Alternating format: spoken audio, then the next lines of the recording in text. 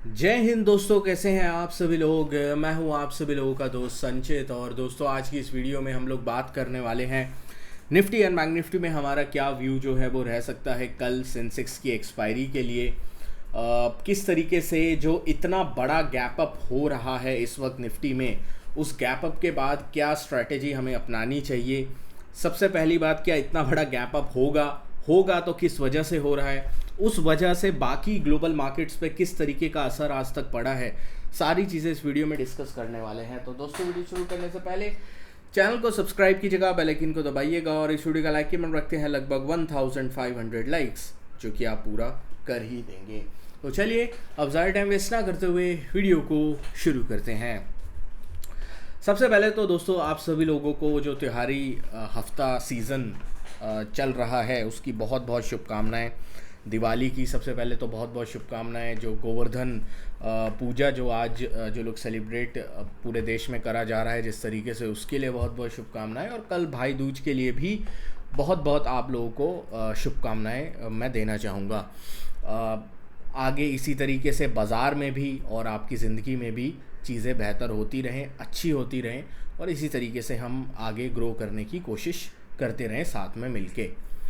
अब सबसे पहली चीज़ हम लोग जो डिस्कस करेंगे वो है गिफ्ट निफ्टी का गैप अप। इस वक्त गिफ्ट निफ्टी आप अगर यहाँ पे देखें तो 400 पॉइंट ऊपर दिखा रहा है, 400 पॉइंट्स ऊपर। मतलब निफ्टी जो है 25,868 के आसपास है। उम्मीद है कि इसमें अगर हम 400 पॉइंट जोड़ते हैं तो लगभग ऑल टाइम हाइज या ऑल टाइम हाइज के ऊपर खुलने की बाज़ार जो है वो तैयारी कर रहा है on the Sensex expiry day. तो सबसे पहले तो जो सेंसेक्स में पोजीशंस लेके गए हैं उनकी बल्ले बल्ले होने वाली है कल, सबसे पहली चीज़ तो ये। दूसरा, इस चीज़ का रीज़न क्या है, वो है यूएस इंडिया ट्रेड डील जो है उसको लेकर जो आज बड़ी खबर हमें आती हुई दिखाई दी है। बड़ी रिपोर्ट्स जो है वो आती हुई दिखाई दी है कि न्यू दिल्ली और वॉशिंगटन, मतलब इंडिया और यूएस, एक लॉन्ग पेंडिंग ट्रेड डील के ऊपर जो है सहमति बना सकते हैं। उसका अनाउंसमेंट बहुत जल्द हो सकता है ये वीडियो बनाने के बाद आज रात ही अनाउंसमेंट हो जाए, हो सकता है कल शाम को अनाउंसमेंट हो। तो इस तरीके की खबरें इस वक्त पूरे जो है बाज़ार में चल रही है। और इस ट्रेड डील के बाद जो है इंडिया का जो टैरिफ रेट है वो 50% से घटकर 15 से 16% रह जाएगा। इस डील में जो है लेटेस्ट जो अभी तक नेगोशिएशन टेबल पे चीज़ें निकल के आ रही हैं वो इस वजह से आ रही है कि इंडिया ये बोल रहा है कि वो रशिया से ऑयल जो इंपोर्ट्स हैं उनको थोड़ा कम करेगा, ठीक है। प्लस यूएस क्यों ट्रेड डील करना चाहता है अब सडनली, क्योंकि चाइना के साथ उनकी अब बात नहीं बन रही। चाइना का एक हार्डनिंग स्टांस यूएस के अगेंस्ट जो है हमें देखने को मिल रहा है। इसलिए यूएस चाहता है कि भाई हमारा भी एक पार्टनर हो एशिया में, स्ट्रॉन्ग पार्टनर जो चाइना के साथ हम compete कर पाएँ। तो ये अभी के लिए सिचुएशन जो है वो इस बात पे आकर रह गई है और भारत और यूएस की ट्रेड डील अनाउंसमेंट की प्रोबेबिलिटी दिखाई दे रही है। तो ये अभी के लिए सिचुएशन है। अब जनरली ट्रेड डील अनाउंसमेंट अभी हुई नहीं है, मतलब अभी भी जो है सिर्फ बातें हुई हैं कि अनाउंस होगी। जनरली अगर बात बहुत हल्की होती, गिफ्ट निफ्टी इतना बड़ा रिएक्शन नहीं दिखाता। इतना बड़ा रिएक्शन अगर गिफ्ट निफ्टी दिखा रहा है, देयर इज समथिंग जो कि एक ठोस चीज़ है इस बात में कि ट्रेड डील होने के करीब हम लोग हैं, ठीक है।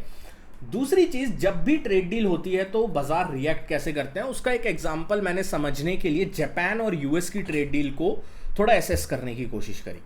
जापान और यूएस की ट्रेड डील हम लोगों को 23 जुलाई को एग्रीमेंट होती हुई दिखाई दी थी, 23 जुलाई 2025 को। उसके बाद जो जापान का बाजार है 23 जुलाई 2025 वाले दिन लगभग 6 से 7% की तेज़ी जापान के बाजार में आई। एक दिन की तेज़ी में यहाँ पे मैं बात कर रहा हूँ। हालांकि उसके बाद वो अगले 5 से 7 दिन में पूरी तेज़ी 5-6% की गिर गई। बट अगर आप वो दिन को देखो या उस दिन के आसपास के जो बिल्डअप को देखो तो 5 से 6% की तेज़ी ट्रेड डील की वजह से हमें जापान के बाज़ार में देखने को मिली थी। तो अगर इसी तरीके की तेज़ी इस लेवल से भी निफ्टी में होती है तो हम लोग कुछ बड़े लेवल्स देख रहे हैं, 27,000 तक की जगह दिखाई देती है बाज़ार में। बट सबसे बड़ा सवाल यही है, इंडिया क्या सही में रशियन ऑयल को जो है इंपोर्ट्स को कम करने के विचार कर रहा है, नहीं कर रहा है? क्या ये रिपोर्ट में उतनी सच्चाई है जितनी गिफ्ट निफ्टी के फ्यूचर्स अभी दिखा रहे हैं? आई थिंक इन सभी सवालों के जवाब हमें कल सुबह मिलेंगे जब ओपनिंग होगी मार्केट की। अगर गिफ्ट निफ्टी जितना दिखा रहा है उससे कमज़ोर बाज़ार खुलता है तो बाज़ार में एक चीज़ क्लियर होगी कि जब तक ट्रेड डील नहीं होगी फुल फ्लेज तेज़ी जो ऑल टाइम हाई को ब्रेकआउट करके जो 5-6% की तेज़ी जापान में हुई थी एक दिन की, उस तेज़ी को अभी मत देखिएगा। बट हाँ, जैसा मैंने आपको लास्ट वीडियो में भी बताया था कि 25,750 25,770 एक ब्रेकआउट लेवल है, गैप एरिया है। अगर गैप अप होने के बाद हम इस एरिया के नीचे आते हैं तभी हम कोई शॉर्ट पोजीशन के बारे में देख पाएंगे। जब तक आप इसके ऊपर हो, स्ट्रॉन्ग हो, ये चीज़ हम लोगों ने नीचे जो ये ब्रेकआउट हुआ था अराउंड 450 वाला, इसमें भी डिस्कस किया था। तो अभी के लिए बाजार में एक चीज़ क्लियर है, जो भी बाजार स्विंग बना रहा है कभी भी प्रीवियस स्विंग्स को तोड़ नहीं रहा है। ठीक है, जब तक प्रीवियस स्विंग्स को तोड़ने का स्ट्रक्चर बाजार नहीं बना लेता है तब तक हम लोग एग्रेसिव शॉर्टिंग के बारे में नहीं सोच सकते। ये क्लियर है, ये चीज़ हम लोग काफ़ी टाइम से डिस्कस कर रहे हैं। तो अभी के लिए जो लोग कॉल्स लेके गए हैं उनके लिए तो खैर बल्ले बल्ले है, पर जो लोग कॉल्स नहीं लेके गए हैं वो लोग क्या करें? हम जाएंगे वीकली टाइम फ्रेम के ऊपर। वीकली टाइम फ्रेम के ऊपर मैं सारी एक बार के लिए ड्राइंग्स रिमूव करता हूँ। अगर आप इस टाइप के पैटर्न को देखो, क्या आपको एक कप एंड हैंडल पैटर्न नहीं दिख रहा है?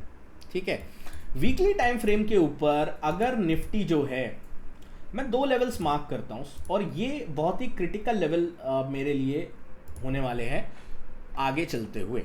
पहला लेवल जो होगा वो होगा 26,300 के आसपास का। ठीक है, 26,300 का। दूसरा एक लेवल मेरे पास होगा वो होगा 25,850 का। ठीक है, ये जोन मेक और ब्रेक होने वाली है इस बाजार के लिए for the next few days.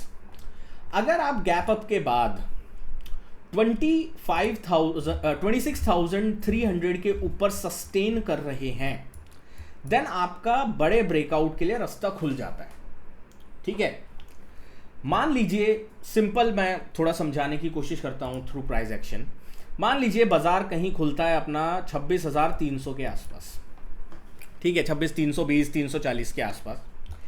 As long as market is closing above 26,280, 26,280 के ऊपर बाजार क्लोजिंग देने में कामयाब हो रहा है on a daily time frame, that is the positive sign. वो हमें ढूंढना है।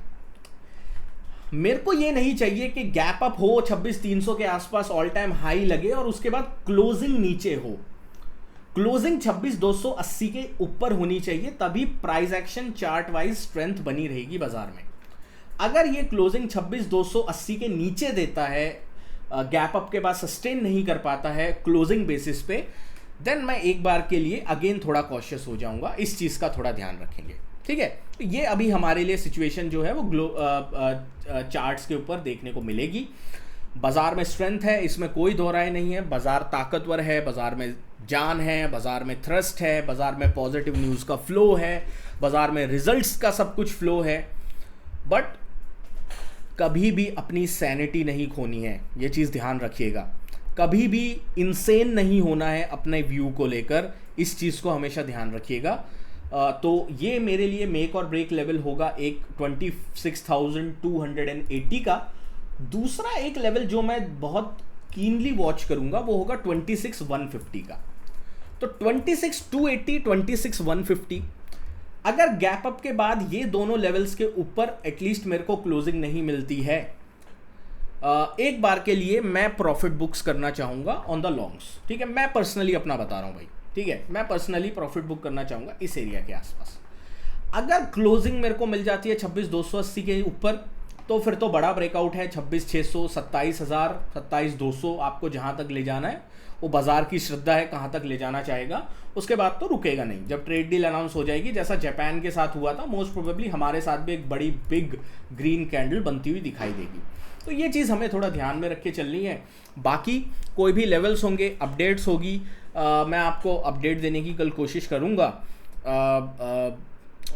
बाकी मिलता हूँ आपसे नेक्स्ट वीडियो में। Thank you so much for watching guys. जय हिंद, वंदे मातरम।